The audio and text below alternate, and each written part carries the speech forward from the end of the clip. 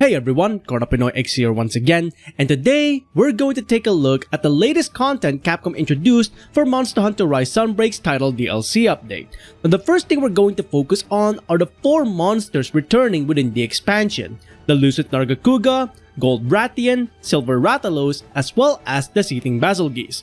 Let's go ahead and take a look at how Capcom improved these monsters within the expansion's title DLC update. Now straight away, the first thing I'm going to say regarding all 4 monsters is that Capcom did an amazing job of improving these monsters from their previous iterations, even if we're comparing them to their Iceborne versions. Now when it came to all of the monsters, one of them definitely got a massive glow up, and that is Lucid Nargacuga. I've actually got a dedicated video coming up breaking down the improvements of this monster compared to what it was back in 3 Ultimate.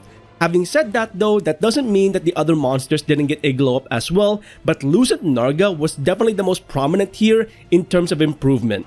Now as for the Metal Rats, Capcom expanded upon their arsenal of attack moves compared to what they had back in Iceborne, and that's saying something. There's a lot of new attack patterns that they don't use back in Iceborne that they now do in Sunbreak. For Silver Rathalos, it incorporates both the Apex Wrath as well as the Dread King Rathalos attack moves in this iteration.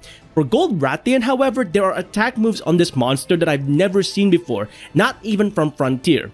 I don't know if this is something that Frontier players have seen in the past, but some of the attack moves for Gold Rathian are so unique that I feel like they're exclusive to Sunbreak.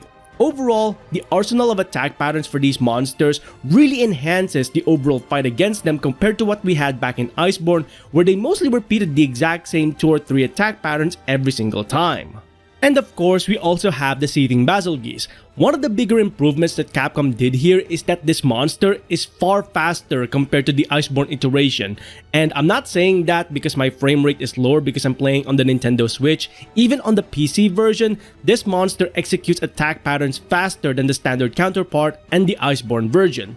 But one of the biggest improvements that Capcom did here for this monster exclusively is they finally let it explore other locales. Back in Iceborne, you can only fight this monster in the Guiding Lands or the Elder's Recess. You can't fight it anywhere else. It lost its nomadic status, but in Sunbreak, they restored it. It was criminal back in Iceborne they even did that to begin with when the standard monster can explore anywhere. So in Sunbreak, you can fight this monster in all of the locales available within this title. Now overall, as you can see, I'm very happy with the monsters that we got so far, but for the next title DLC update, I'm really hoping that we get new monsters instead, or if they can't do that, bring us more Frontier monsters outside of the Espinas. But overall, as of right now with this title update, I'm very happy with it. Now in terms of Endgame Loop, what Capcom did here is they expanded upon the Anomaly quest that we got with the expansion. For me personally, the Anomaly Investigations are definitely an upgrade because what tends to happen with this one is that the higher your research level is, the more monsters you will discover until eventually you start discovering the Apex monsters and the Elder Dragons as well. It's very reminiscent to that of the investigations found in World Iceborne combined with the guild quests found in 4 Ultimate.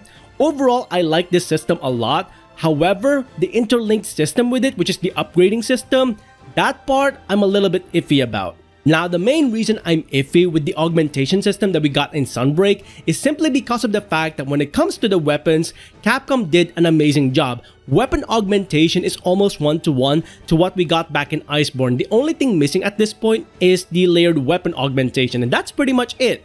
Other than that, it's almost 1-to-1. Armor augmentation on the other hand is horrendous. I actually hate it.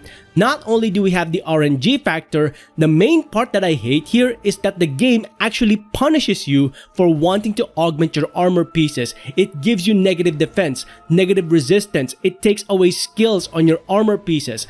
That's how bad it is. I hate this because not only do we have the RNG factor to fight against, the fact that this game is punishing me for farming all of those investigations just so I can augment my armor is actually really bad design in my opinion. It shouldn't be doing that from the very beginning. It should just simply give you whatever stats you might want in terms of RNG if it has to be like that without punishing you in any way, shape, or form. But overall, that's the only part that I really hate about this title DLC update, which is the armor augmentation. Everything else was completely awesome. Now overall, as you can see, I'm really enjoying all of the content Capcom provided for the latest title DLC update for Sunbreak. The monsters, the anomaly investigations, fighting against the apex monsters once again at higher levels of those investigations, and of course the weapon augmentation. The only thing I'm not going to touch with a 10-foot longsword is going to be armor augmentations. I think I'm going to stick with the traditional methods of creating my builds based on the built-in skills on the armor as of right now. But overall, what do you think about the latest title DLC update for Monster Hunter Rise Sunbreak? Let us know in the comments below your overall thoughts and opinions regarding all of the content Capcom provided with this title DLC update. And as always, if you enjoyed these videos, please consider hitting the like on the video itself and subscribing to the channel, as well as hitting that bell icon so you can go ahead and catch up on any other content that I might be doing in future. Until then, I hope you enjoyed this video. Thanks ever so much for watching, and I'll see you next time. Onward and upward.